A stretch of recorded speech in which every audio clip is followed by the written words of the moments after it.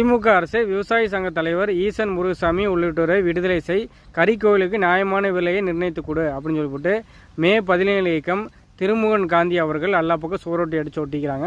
அது நாம் தமிழர் கட்சி எங்கெங்கெல்லாம் சூரொட்டி இருக்கோ அது மேலே மெயினாக வந்து அடிச்சு ஒட்டிக்கிறாங்க.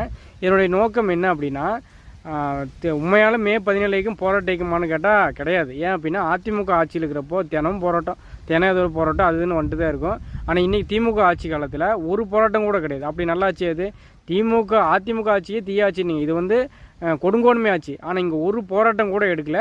அப்படி சொல்லிட முடியாது. போராட்டம்லாம் எடுத்தாங்க.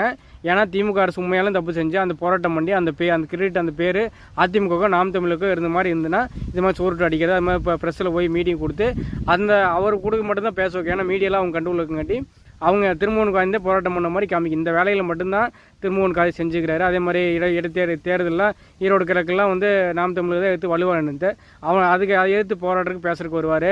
இது மாதிரியான விஷயங்களுக்கு தான் வருவார் தவிர மக்களோட நின்று எதுக்கு போராட்டார்.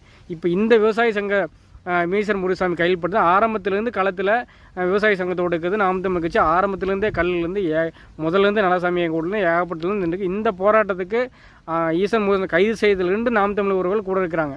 நேற்று கூட விடுதலை செய்யக்கூடிய நடந்த ஆர்ப்பாட்டத்தில் நாம் தமிழர் கட்சியுடைய பெருந்துறை சட்டமன்ற உறுப்பினர் எனது அண்ணன் லோகநாத் அவர்கள் போய் போராட்டத்தில் பங்கேற்று கைது செய்து சாயந்தரம் வரைக்கும் மண்டபத்தில் அடைக்கப்பட்டு அதுக்கப்புறம் தான் விடுதலை ஆகி வந்துக்கிறாரு.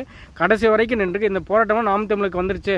விவசாய சங்கத்தோட விவசாய சின்னத்தோட விவசாய எண்ணத்துலையும் இடத்துல இருக்க நாம் தமிழ் தான் சொல்லிட்டு எல்லாத்து பக்கம் விவசாய மத்தியில் நேம் ஆனதுக்கப்புறம் அதை உடைக்கிறதுக்காக இப்படி சூரோட்டு அனுப்பி திமுகவுடைய பினாமி போராட்ட இயக்கம் விடுதலை மே 17 இயக்கம் செயல்பட்டுக்கு திருமுகன் காந்தி செயல்பட்டு கொண்டிருக்கிறார் என்பது உண்மையை தவிர இவர்கள் மக்களுக்கானவர்கள் இல்லை என்பது மக்களுக்கு தெளிவாக தெரியும்.